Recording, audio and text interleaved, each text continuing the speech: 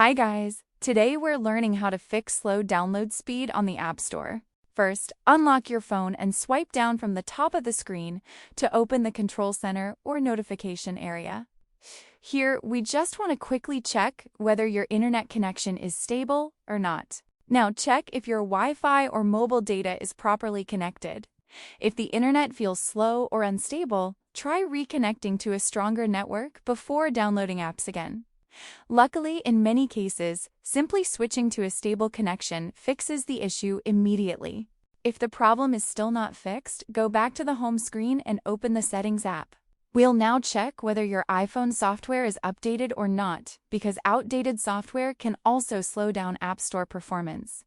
So just follow carefully and continue to the next step.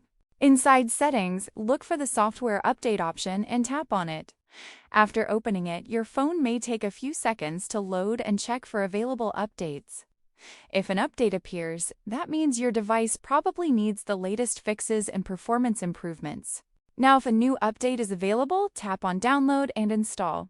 Updating your iPhone can improve system performance and also fix App Store speed-related bugs automatically.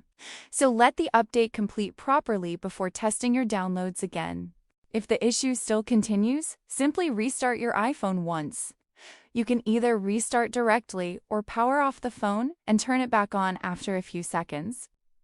Honestly, this simple trick refreshes the system and fixes many temporary App Store issues most of the time. And that's how you can fix slow download speed issues on the App Store step by step.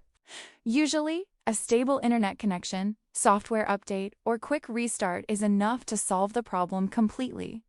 If this tutorial helped you, make sure to subscribe and also comment below for more simple iPhone troubleshooting tutorials.